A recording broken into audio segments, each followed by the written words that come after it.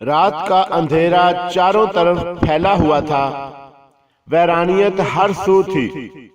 دور، بہت دور، وقفے وقفے سے کتوں کے بھونکنے کی آوازیں سناٹے کو چیرتی ہوئی کبھی کبھی سنائی دے رہی تھی، جو کانوں کو بھلی لگ رہی تھی کہ اس وقت دور دور تک کچھ نظر نہیں آ رہا تھا، اور سناٹا اتنا تھا کہ دل کو گھبراہٹ میں مبتلا کر رہا تھا۔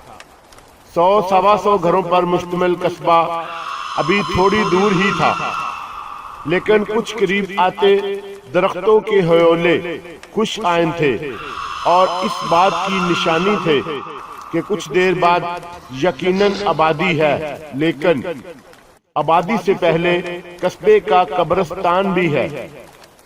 دور کھڑے برگد کی جھکی ہوئی شاخیں کسی چڑیل کے بالوں کی لٹیں معلوم ہو رہی تھی، جو ہوا کے ساتھ لہلا لہرا کے کسی بھی ذی ہوش کے حواس اڑانے پہ قابض تھی۔ اسی ہولناک خاموشی میں سوتی ہوئی زمین پہ میں تیزی سے بڑھتے حسن کے قدم اپنے گھر کی طرف رواں دواں تھے۔ حسن کو فوج سے اچانک 3 دن کی منظوری مل گئی تھی۔ اس نے صبح کا انتظار میں ایک پل بھی گوانا مناسب نہیں سمجھا، اور اسی وقت لاری پکڑ کے 9 میل دور اپنے چھوٹے سے قصبے کی طرف روانہ ہو گیا۔ جذبات میں وہ آ کے نکل تو گیا، لیکن اڈے پہ اترتے ہی اسے یاد آیا، آخری تانگا رات 8 بجے نکل جاتا ہے۔ اب یا اسے فجر تک اڈے پہ انتظار کرنا تھا، یا پیدل ہی 3 گھنٹے کی مسافت طے کرنی تھی۔ حسن نے 2 منٹ میں گھر جانے کا فیصلہ کیا اور بیگ اٹھا کے چل پڑا۔ اب وہ چھوٹا سا میدانی راستہ ناپ رہا تھا، جس کے بعد سیدھے ہاتھ کی طرف قبرستان کی ٹوٹی پھوٹی دیوار کے بعد اس کے قصبے کے گھر شروع ہو جاتے تھے۔ ایک دم آسمان میں شدید بجلی کڑکی۔ اس کا دھیان ایک بار پھر آس پاس کے ماحول کی طرف متوجہ ہوا۔ اس نے چونک کر نظر اٹھا کے اوپر دیکھا۔ آسمان ایک طرف بالکل کالا دکھائی دے رہا تھا، اور دوسری طرف مٹیالے سے ہیولے گردش کر رہے تھے۔ جہاں ایک طرف جگمگاتے تارے تھے، دوسری طرف اسی آسمان پہ دائرے کی شکل میں اسے عجیب و غریب مخلوقات کے ہیولے گھومتے نظر آ رہے تھے۔ ان ہیولوں کے منہ زمین کی طرف تھے، اور ان کے منہ سے سرخ رنگ کی کوئی چیز چمکتی نکل رہی تھی۔ کسی اجنبی اندیشے سے اس کا دل کانپ اٹھا، اور وہ تیز رفتاری سے قدم بڑھانے کی جگہ اب باقاعدہ دوڑنے لگا۔ اس کے بھاگتے ہی آسمان سے سرخ رنگ کے بڑے بڑے گولے تیزی سے زمین کی طرف گرنے لگے، اور گرتے ہی حدت سے بڑے شعلوں میں بدلتے جا رہے تھے۔ تھوڑی ہی دیر میں حسن نے خود کو ان شعلوں میں گرا ہوا پایا۔ ان گولوں کی حدت سے خود کو پگھلتا سا محسوس ہونا شروع کیا۔ ساتھ ہی اسے اپنی موت بالکل قریب نظر آنے لگی۔ اچانک سامنے سے ایک چھوٹی سی عجیب و غریب جسامت کی بچی دکھائی دی، جو شاید 4 فٹ لمبی لیکن 1 پاؤں کی مالک تھی۔ جس پر وہ آرام سے کھڑی تھی، بغور دیکھنے پہ اندازہ ہوا اس کا ایک ہاتھ اس کی جسامت جتنا لمبا، اور ایک ہاتھ بمشکل لالٹین تھامے ہوئے تھا، اور وہ ہاتھ شاید اتنا ہی لمبا تھا کہ وہ بے حد قریب کی کوئی چیز اٹھا سکے۔ وہ حسن کی طرف ٹکٹکی باندھے نہایت خاموشی سے اس کی طرف بڑھ رہی تھی۔ لیکن یہ کیا؟ بچی کا اکلوتا پاؤں تو ساکت تھا، تو کیا وہ بچی ہوا میں گردش کر رہی تھی؟ حسن نے اسے دیکھ کے مارے حیرت کے سانس ہی روک لی تھی۔ ایک دم اسے بچی کی آنکھیں حسن سے ہٹ کے برگد کے درخت پر ٹک گئیں۔ حسن نے ڈرتے ڈرتے بچی کی نگاہوں کا تعاقب کیا اور اسی سمت دیکھا تو برگد کے درخت کی جھکی شاخ پہ ایک بڑھیا الٹی لٹکی ہوئی حسن کو اپنی سرد آنکھوں سے گھور رہی تھی۔ وہ سفید چگا قسم کا لباس پہنے ہوئے تھی جو اس کے لاغر جسم سے کھال کی طرح چپکا ہوا تھا۔ سر بالکل صاف اور جاتے چاند کی معمولی روشنی میں بالوں کے بنا کافی نمایاں تھا۔ طوطے کی طرح لمبی ناک آگے سے غیر معمولی طور پر بلند اور جھکی ہوئی تھی۔ کافی بڑا دہانہ، جیسے کسی نے تیز دھار آلے سے ہونٹوں کو چیر دیا ہو۔ اس دہانے سے جھانکتے پیلے دانت، ابری ہوئی رخسار کی ہڈیوں کی مالک، اس کی تنی ہوئی بھویں کچھ عجیب سی لگ رہی تھی۔ تو ان کے نیچے غیر معمولی بڑی آنکھیں اندھیرے میں بھی چمک سی رہی تھی، لیکن غور سے دیکھنے پہ احساس ہوا آنکھوں کی جگہ دو گہرے کھڈے ہیں، جیسے کسی نے آنکھوں کو گودا ہو۔ اسے اپنی طرف ٹکٹکی باندھے دیکھ کر حسن کی بے ساختہ چیخ نکل گئی۔ اس خوف میں ڈوبی ہوئی چیخ کو سن کے بڑھیا کا دھانا تھوڑا مزید پھیلا، جیسے اس نے حسن کے ڈر سے لطف اٹھایا ہو۔ اچانک بڑھیا کا ایک ہاتھ ہوا میں بلند ہوا اور میر میل سے بھرے لمبے ناخنوں والے ہاتھ کو حسن کی طرف بڑھا کے ایک انگلی سے اپنی طرف آنے کا اشارہ کیا۔ جہاں حسن کی چیخ سن کے اس عورت نے لطف اٹھایا تھا، وہی دل خراش لیکن سہمی ہوئی بلند آواز سن کے یک لخت کئی کتے اچانک بھونکنے لگے تھے اور ایک دم ایک اچھلتا ہوا وجود حسن کو چھوتا ہوا برگد کے درخت سے چھلانگ لگا کے ویرانے کی سمت دوڑتا گیا۔ حسن کا سارا بدن پسینے سے بھیگ چکا تھا، سانس ایک دھوکنی کی طرح چلتی تھی کہ میاؤں کی آواز سے اسے ہوش آیا۔ نہایت ہی قریب ایک کالا بلا ٹکٹکی باندھے اسے دیکھ رہا تھا اور زبان سے اپنی کالی لمبی دم کو چاٹ رہا تھا۔ حسن کی سمجھ میں نہیں آ رہا تھا کہ یہ سب کیا ہو رہا ہے اور کیوں ہو رہا ہے۔ اس سے پہلے کسی طرح کا کوئی واقعہ اس کی یادداشت میں نہیں تھا جس کی روشنی میں وہ کچھ فیصلہ کرنے پہ قادر ہو پاتا۔ کچھ ہی دور وہ الٹی لٹکی عورت اور لالٹین تھامی چھوٹی بچی ایک دوسرے کی سمت نفرت سے دیکھ رہے تھے۔ آسمان سے اترتے گولے اس عورت کے بالکل اوپر گردش کر رہے تھے، لیکن اس بچی پہ کوئی اثر نہیں تھا، نہ ہی وہ متاثر نظر آ رہی تھی اور نہ ہی ڈری ہوئی۔ ان دونوں کو دیکھ کے حسن کے پاؤں جیسے زمین سے چپکے ہوئے تھے۔ اس کا ماؤتھ پھوتا ہوا ذہن کوئی بھی فیصلہ کرنے سے قاصر تھا، لیکن وہ ٹکٹکی باندھے ان دونوں کی سمت بت بنا دیکھ ضرور رہا تھا کہ یہ سب کیا ہو رہا ہے۔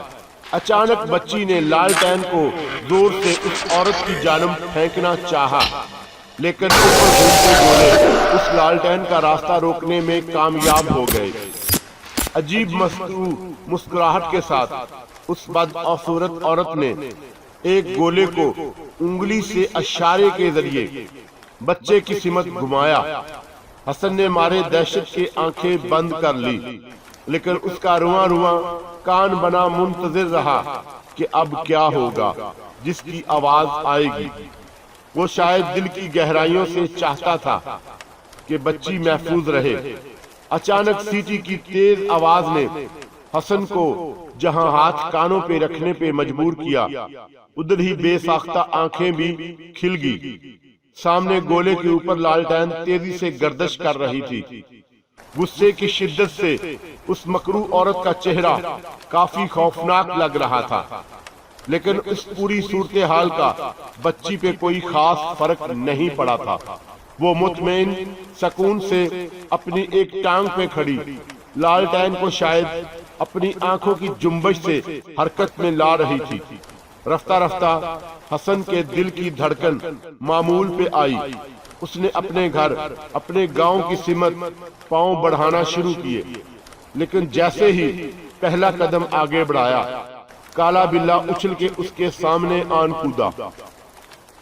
حسن بے ساختہ 2 قدم پیچھے کو ہوا اور انجانے کھڈے میں پاؤں جانے کی بدولت لڑکھڑا سا گیا۔ بلے نے گراتے ہوئے حسن پہ چھلانگ لگائی ہی تھی کہ لالٹین اس کی سمت بدل دی۔ شدید مکرو آواز فضا میں بکھر گئی۔ یقیناً کالے بلے کو کافی تلافی نقصان پہنچا تھا۔ حسن جو کھڈے میں گرا دم بخود تھا۔ ہوا میں ساکت لالٹین کی دھیمی روشنی میں اس بدصورت عورت کو اپنی طرف خون شام نگاہوں سے تکتے پایا۔ رکی ہوئی سانسوں کے ساتھ حسن کی متلاشی نگاہوں نے بے تابی سے ایک ٹانگ والی بچی کو تلاش کرنا چاہا۔ وہ دور کھڑی کچھ عجیب طرز کا اشارہ کرتے نظر آئی۔ حسن نے بکھلا کے دوبارہ بچی کی سمت دیکھا تو اسے محسوس ہوا کہ وہ اسے مزید نیچے لیٹ جانے کو کہہ رہی ہے۔ وہ دیوانہ وار کھڈے میں پڑے جھاڑ کو تیزی سے ادھر ادھر کرتا اس میں گھستا چلا گیا۔ فضا میں تیز روشنی پھیلی تو حسن نے اندازہ لگایا وہ گولے اب یقیناً حسن کی سمت آ چکے ہیں۔ انجانی طاقت کے زیر اثر حسن نے اپنی زندگی کی جمع شدہ طاقت صرف کر کے اس کھڈے میں ہر ممکن اندر کی سمت اپنے وجود کو لے جانے میں کامیاب ہو گیا۔ ابھی ہاتھ اندرونی بھری بھری مٹی کی طرف سے ٹکرانے میں کامیاب ہی ہوئے تھے کہ حسن کو محسوس ہوا ہر سو دھواں پھیل رہا ہے۔ حسن نے تڑپ کے کھڈے سے باہر کی سمت دیکھنا چاہا، لیکن کچھ ہوتا تو نظر آتا۔ چہار سو نیلے رنگ کا غبار چھا رہا تھا جس کے آر پار دیکھنا ممکن نہیں تھا۔ ایک تیز گراہٹ نے احساس دلایا بدصورت عورت غصے میں ہے اور یقیناً اب وہ کوئی نہ کوئی حرکت کرے گی جس کی بدولت حسن یا اس ایک پاؤں والی بچی کو نقصان ہو سکے۔ یہ وقت صرف دعا کرنے کا تھا۔ حسن کے دل نے بے اختیار رب کائنات کو پکارا، کاش میں آج چھاؤنی میں ہی رک جاتا، کاش میری چھٹی ہی منظور نہیں ہوئی ہوتی، کاش میں صبح ہی گھر کے لیے نکلتا، کاش میں صبح والی لاری تک اڈے پر رہتا۔ میں یہاں ایسے ناقابل بیان حالات میں گھرا ہوا ہوں جن کا کوئی سر پیر ہی نہیں۔ کون میری بات مانے گا؟ مانے گا تب جب میں ادھر سے زندہ بچ کے گھر جا سکوں گا۔ حسن مایوسی کی انتہا پہ جا چکا تھا۔ شہادت تو نہیں ملی، لیکن ایسی موت کی کبھی چاہت نہیں کی تھی اے خدا۔ انہی سوچوں میں گھرا حسن کب غنودگی میں جا پہنچا اسے علم ہی نہیں ہوا۔ اچانک چڑیوں کی حسین چہچہاہٹ، اس کی کچی پکی نیند ٹوٹی تو وہ بکھلا کے اٹھ بیٹھا۔ یقیناً میں نے کوئی خواب دیکھا ہے، حسن نے خود کلامی کی، لیکن ارد گرد دیکھنے سے احساس ہوا کہ اب وہ نیلا غبار بہت حد تک کم ہو چکا ہے۔ ہم نیلا غبار اپنی جگہ ہے تو ایک وہ ٹانگ کی بچی اور بدصورت عورت بھی ہوں گے۔ حسن زیر لب بڑبڑاتا ہوا خود کی ہمت بندھاتا کھڈے سے رینگتا ہوا باہر نکلنے کی جستجو میں لگ گیا۔ میں اتنے اندر آ کیسے گیا؟ حسن نے اپنے پیچھے رہ جانے والے کھڈے کو بغور دیکھا اور مسلسل باہر جانے کے لیے رینگتا رہا۔ جان بچانے کے لیے بندہ کیا کچھ کر گزرتا ہے آخر۔ حسن نے سر جھٹکا اور ڈرتے ڈرتے کھڈے سے باہر کی سمت نگاہیں دوڑائی۔ ہر طرف صبح کا حسین نظارہ تھا، چڑیوں کی حسین چہچہاہٹ تھی، صبح کا حسین سحر ہر سو چھایا ہوا تھا، لیکن قبرستان کی ویرانی بھی اپنی جگہ ویسے ہی قائم تھی۔ کھڈے سے باہر رینگتے ہوئے باہر نکلتے ہوئے حسن نے احتیاطاً دور دور تک ہر ممکن حد تک نگاہیں گھمائیں، لیکن کوئی بھی غیر انجان حرکت ना पाके उसे खुद पे ही शक होने लगा। हो सकता है मैंने कोई ख्वाब देखा हो। ऐसा कैसे मुमकिन हो सकता है? इस जमाने में चुड़ैल का कोई वजूद हो और वो भी हवा में उड़ती हुई।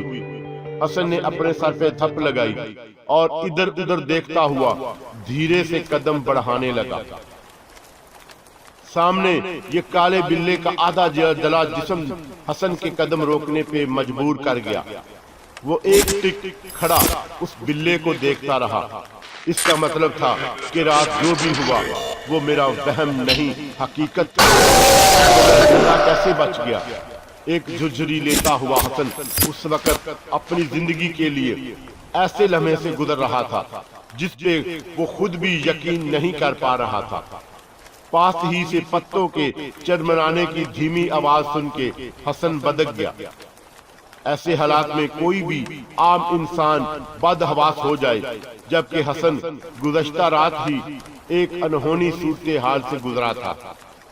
उसने कदमों की तेजी से अपनी जानब बढ़ते हुए आवाज को जहन में रखा और चौंकने अंदाज में दाएं सिमत देखने लगा।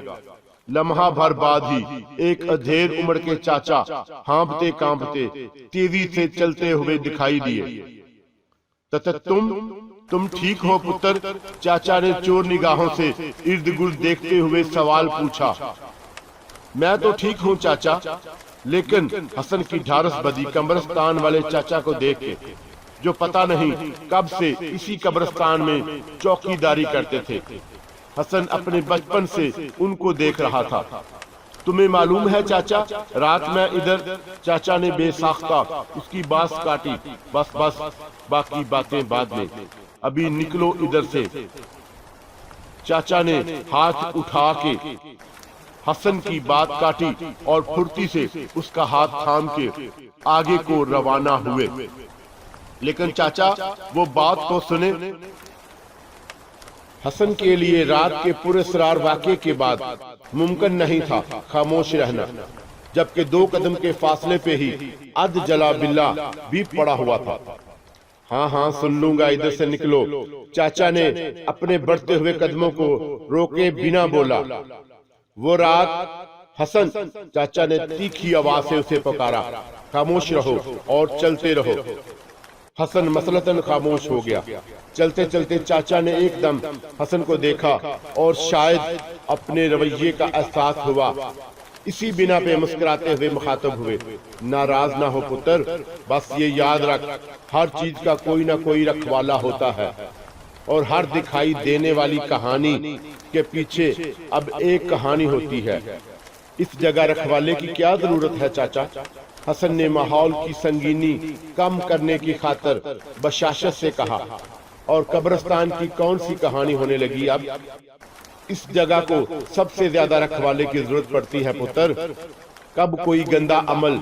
चाचा ने एकदम अपनी बात रोक के हसन को आगे जाने का इशारा किया। बाकी बातें बाद में, मैं इधर से निकल जाऊं बस अब। चाचा मुझे हाजत हो रही है। हसन को मसाने पे बोझ महसूस हुआ तो मजबूरन चाचा उसे बाथरूम का पूछना पड़ा। गांव अभी भी दूर ही था। चाचा ने हसन की बात समझ के गर्दन हिलाई और अपने एक कमरे के बने घर की सिमत रुख किया, जो कब्रिस्तान के बिल्कुल शुरू में ईंटें एक के ऊपर रख के दीवारों की शक्ल दे के घर की शक्ल देने की भूंडी कोशिश की थी। चाचा के लिए ये भी गनीमत था, उनका कोई खानदान तो था नहीं, सिर्फ एक बेटा था जो परसों पहले इसी कब्रिस्तान में किसी हादसे का शिकार होके जान बहक हो गया था। उसके बाद चाचा बिल्कुल ही खामोश और गोशाए नशीन हो गए थे और हसन की सूरत में शायद बरसों बाद कोई इंसान उनकी आंख में खोली जाने वाला। हसन ने खोली देखते हुए तेज रफ्तारी से वो चंद कदमों का सफर इख्तियार किया और अपनी हाजत पूरी की। लेकिन जैसे ही उसने तहारत हासिल करने के लिए लोटे की तरफ हाथ बढ़ाया, वो इख्तियार से बाहर हो गया। हसन ने मजीद हाथ बढ़ाया तो वो मजीद आगे हो गया। अब भी वो इस सूरत हाल को समझने की कोशिश में ही था कि बाहर से चचा की आवाज आई। پتر نل کے برابر میں ایک ٹین کا کنستر ہے، وہ استعمال کر لے، اس میں ایک مگا بھی ہے۔